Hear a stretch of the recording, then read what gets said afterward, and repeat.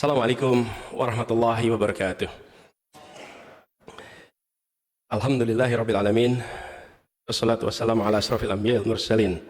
Sayyidina wa habibina wa maulana Muhammadin wa ala alihi wa ashabihi ajmain. Rabbi shrah li sadri wa yassir li amri wahlul 'uqdatam min lisani yafqahu qawli. Raditu billahi rabban wa bil islami dinan wa bil Muhammadin nabiyyan wa rasulah.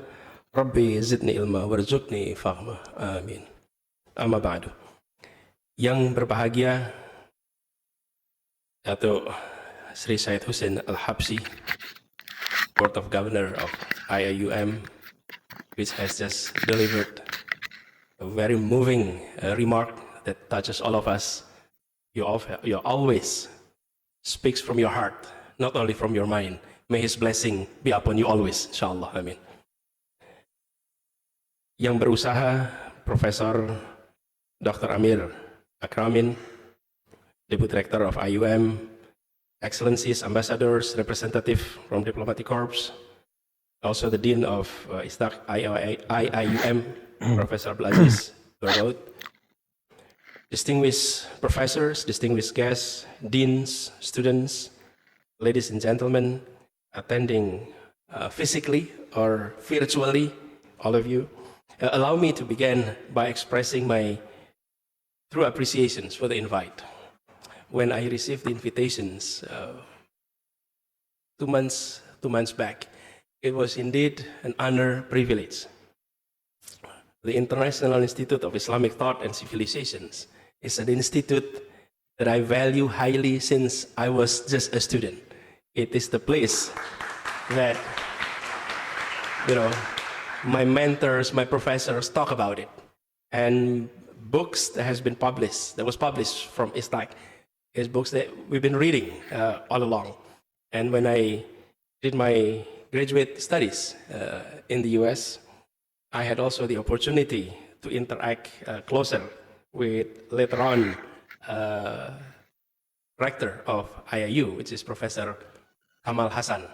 I was just a student, he was a visiting professor, but whenever there is scholars coming into town, he made a gathering, and all of us, these young graduate students who try to connect and learn, has always been invited. So we come to his place and listening to all these leading scholars from all over the world, from Pakistan, from Bangladesh, from Afghanistan, from Egypt, from North Africa, people coming into his place and have these conversations, and we all just learn over there.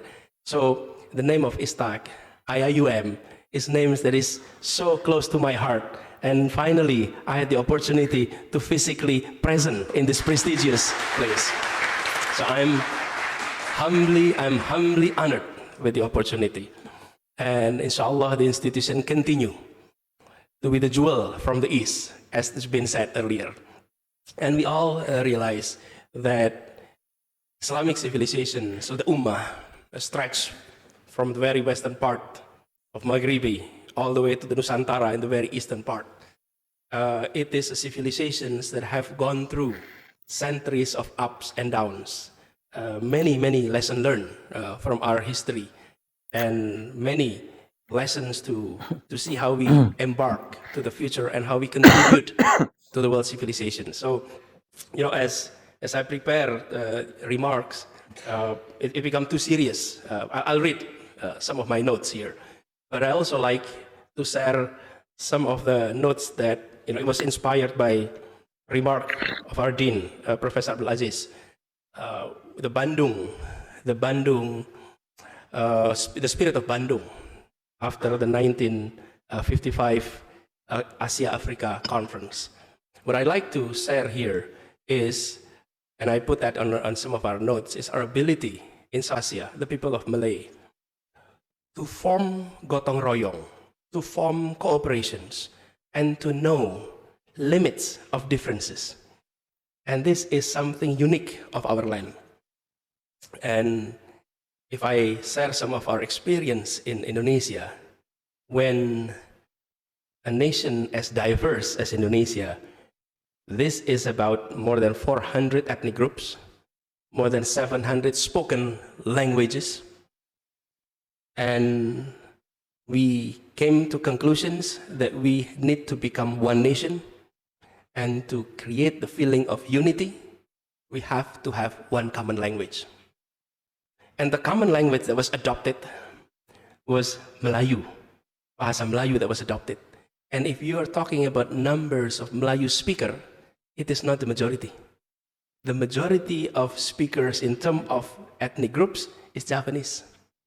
But the Japanese did not push for his, quote, their language to be the national language of Indonesia. MashaAllah. And the meeting was in 1928, 17 years before independence. And we didn't even foresee that independence is coming. It's still far away. We need to come up with the uniting variables, and that uniting variables was language. And they adopted Malay, because the Bahasa Melayu give the feeling of equality, give a sense of togetherness. When you adopt a different language, there is strata in that languages. And it was a decisions that we are so grateful until today. With that, we're able to create the feeling of unity. But not less important is we are also create a feeling of unity with everyone of Malay in this region, the region of Southeast Asia.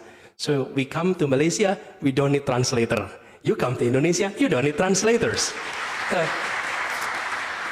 And even at times of trying, when we are experiencing tensions, and sometimes tension started from polarizations, friction, conflict, and trying to solve that tensions, groups come together, have negotiations, even if it is a very rough conflict, you don't need translator on the table. You can speak freely, frankly to one another because you have one common language.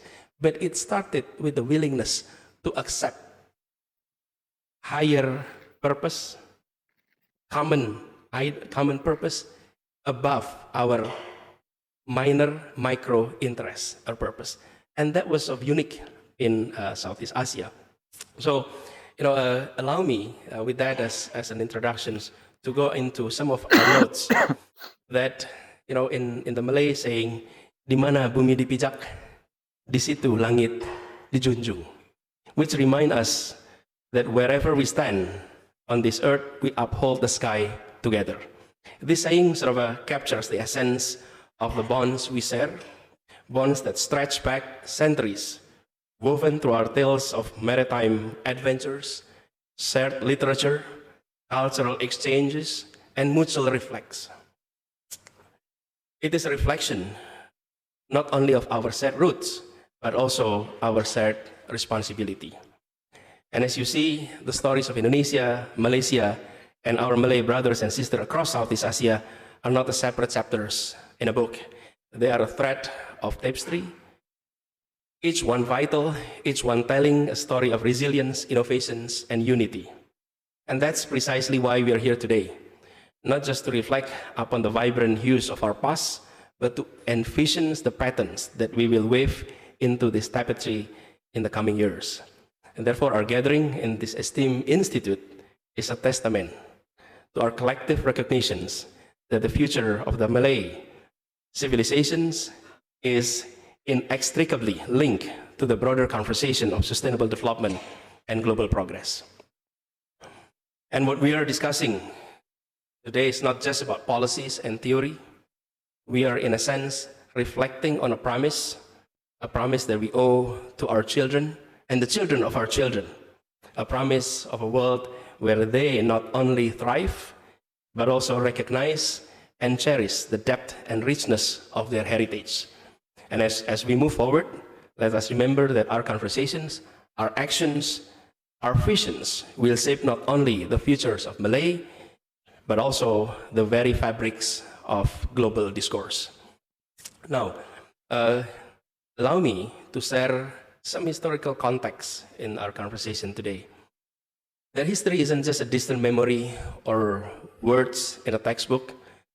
It is alive, it breathes, and it continues to shape our present and our futures. And the history of Malay civilization, rich and resplendent, is a testament of that truth. We all know that centuries ago, while many parts of the world were still finding their feet, the great Malay kingdoms were hubs of commerce and trade. Sailors and merchants from our lands ventured across vastness of Indian Oceans, of the South China Sea, connecting distant shores. However, we need to note here that our ancestors built a network of relationship based on trust, not on conquest. And that is something of unique from us here in Southeast Asia. They barter goods, but yet more importantly, they exchange ideas, they exchange art, stories, and weaving the early threads of globalizations. And it is in the very southeast part of Asia. So the annals of history speaks of our maritime prowess, but let's not forget the world of letters and thought. Our literature not only entertained, but imparted values, philosophies, and lessons for generations. The arts, from the intricate patterns of batik to the soulful rhythm of gamelan, they have captured imaginations, and they have told tales of love, heroism, and unity. And also, our system of governance. It is rooted in community, driven by consensus. And we understood that true power doesn't come from the ruling over people, but from empowering people.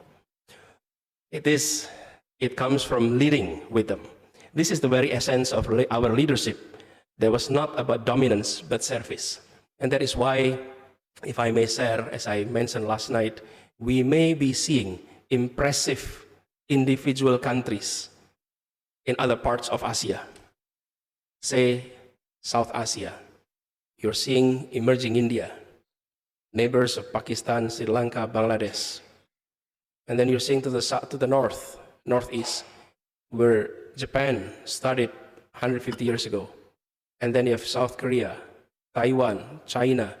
This individual country impressed the world.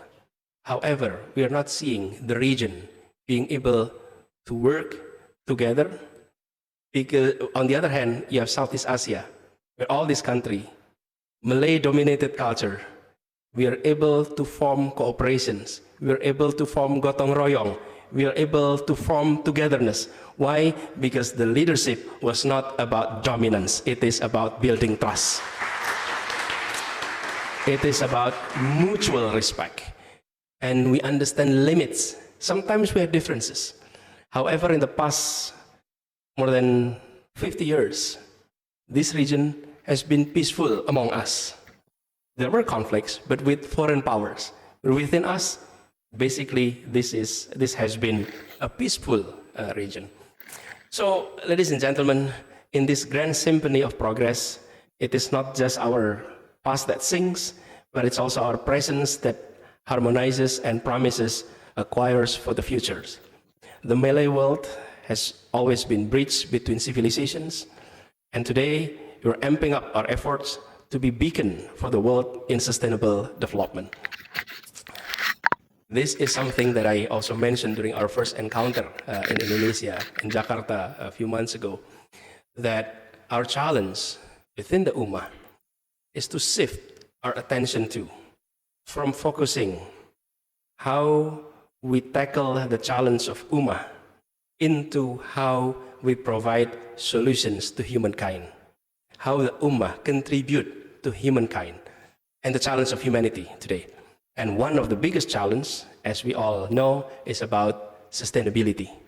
We have been living in the world, and it's been dominated by paradigm values that often lead us to imbalances, lead us to inequilibrium. And this is something that we need to step in. We need to contribute solutions to all of that. And if I also, let me see, I have a little bit of one slide to show, hopefully. Okay, there we go. This has been the dominant paradigm that we have been seeing in the past 2 to 3 centuries. Accumulation of wealth, profit maximizations, ecology as externalities, and economic growth as the forefront of our development. And this is the area in which we need to address, we need to tackle, and we need to move, and we need to go back to our roots, from accumulation of wealth into distribution of wealth, from profit maximizations to well-being oriented, from ecology as externalities to environment as essentials, from economic growth to harmony between ecology and economy.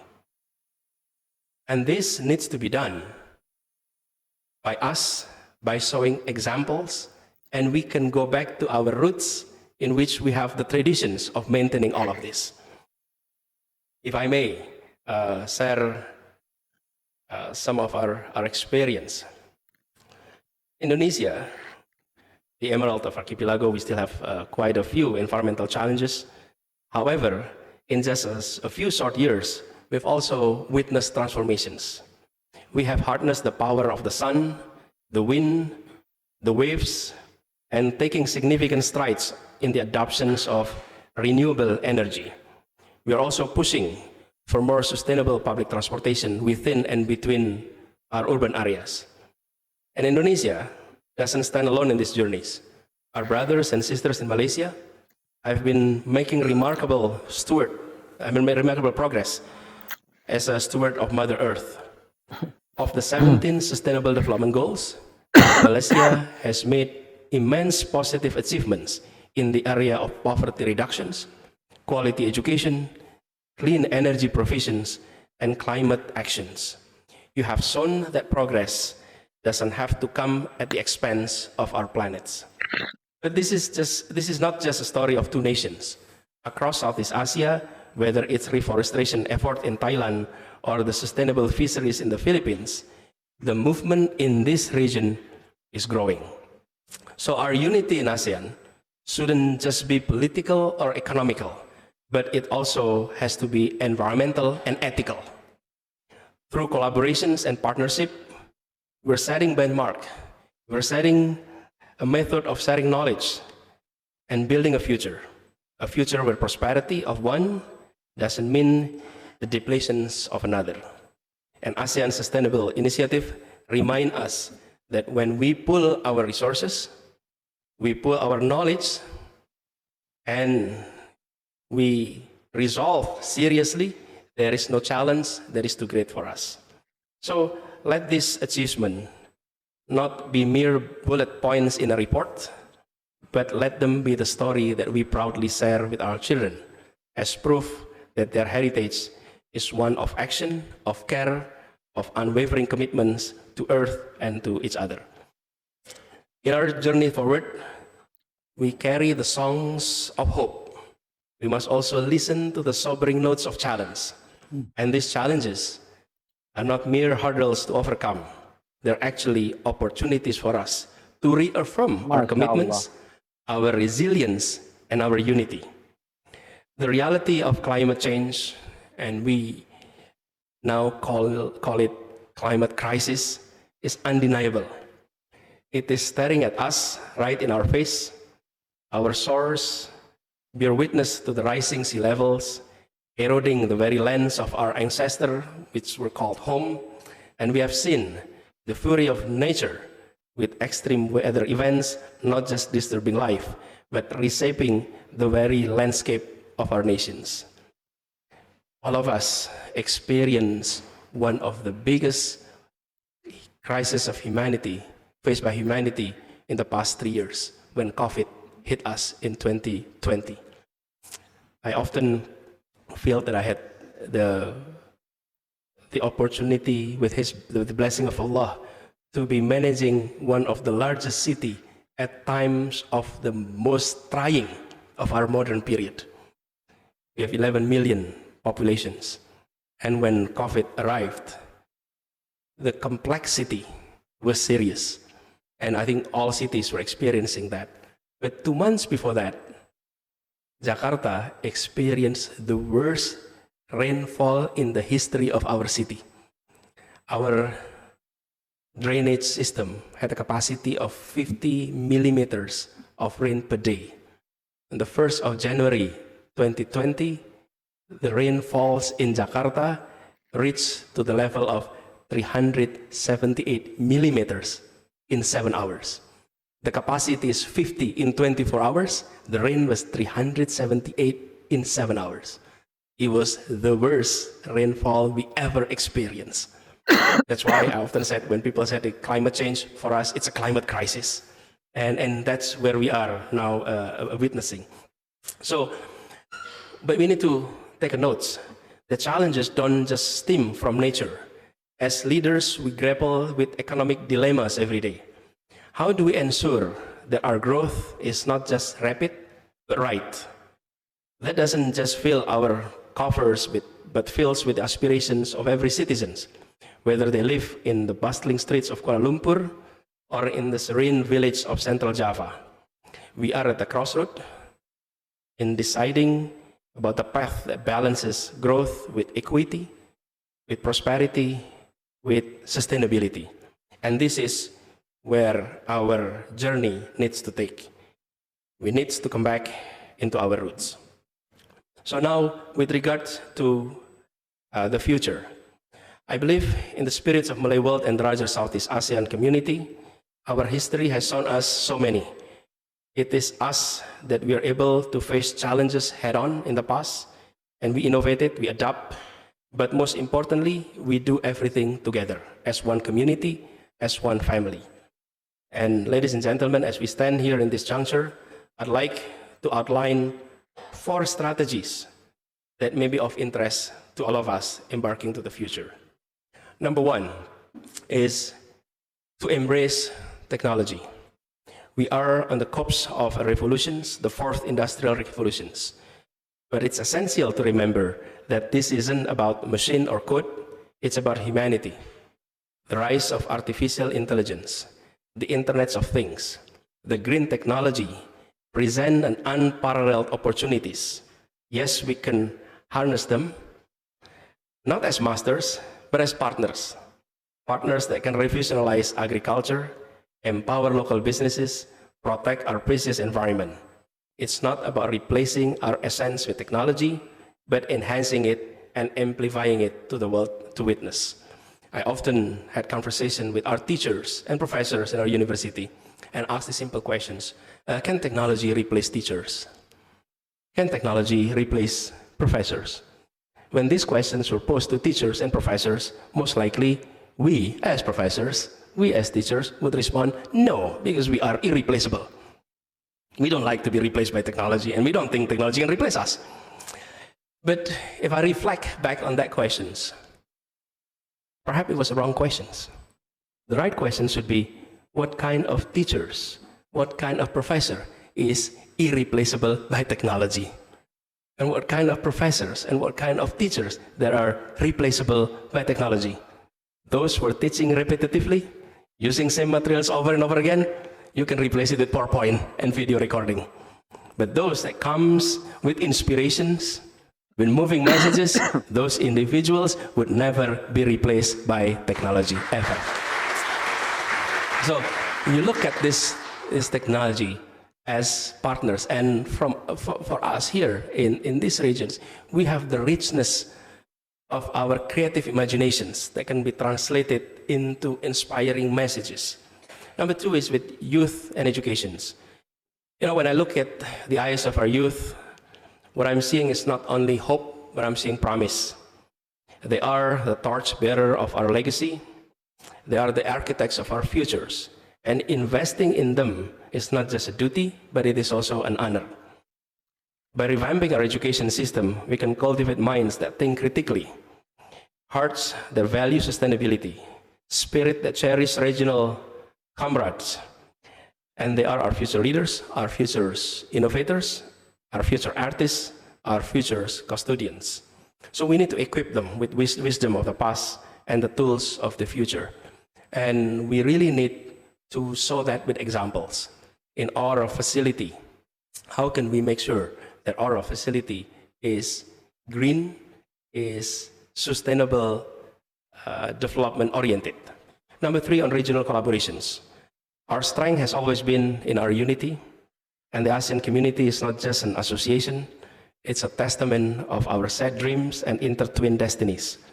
By intensifying our collaborations, we can spearhead research that redefine industries, innovate technology that charts new courses, and craft policy that sets global benchmark. If we do it as a united front, we can lead the discourse on sustainable development and show the world the power of collective ambitions, not only individual country, individual nations' ambitions. And the last point number 4, is cultural diplomacy. In the great theater of the world, the Malay civilization has a unique stories to tell. Stories of resilience, stories of harmony, of dance between natures and culture.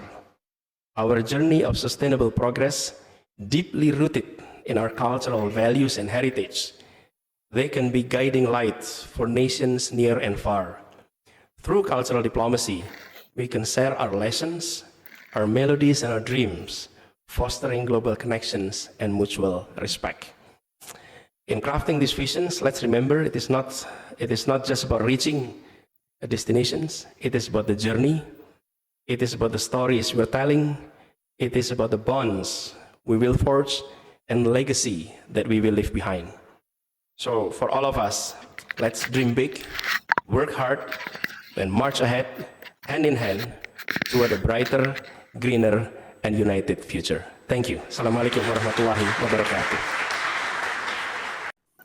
Assalamualaikum warahmatullahi wabarakatuh. Sahabat Pena Ufuk, berikut kita akan saksikan ketika dalam satu momen Pak Anies Baswedan membawakan kuliah umum yang memukau para profesor dan seluruh mahasiswa yang hadir di dalam gedung itu. Kita langsung dengarkan berikut. Sepanjang membawakan materi lebih 30 menit, apa yang disampaikan Pak Anies itu adalah sebuah kehidupan yang ideal dan juga tentu rencana-rencana yang bisa dieksekusi ke depannya. Pak Anies menggunakan keseluruhan dengan bahasa Inggris yang fasih, betul-betul tidak canggung karena sudah biasa terkoneksi, terhubung dengan dunia internasional. Begitu bangga kita melihat sosok Pak Anies yang bisa berkomunikasi, mempresentasikan tema apapun, tidak hanya di dalam negeri, tapi kita lihat tadi juga di Malaysia ini. Dan Masya Allah, luar biasa apa yang disampaikan Pak Anies, memang sangat intelektual, tampak sangat berwawasan, menguasai tema-tema berat sekalipun, bahkan selalu punya update terbaru tentang perkembangan ilmu pengetahuan. Dan itulah kelebihan Pak Anies Baswedan yang ya hampir seluruh tema-tema yang berat hari ini bisa diuraikan dengan bahasa yang sederhana, dengan bahasa yang mudah dipahami, dan itulah yang membuat masyarakat Indonesia selalu merindukan Pak Anies.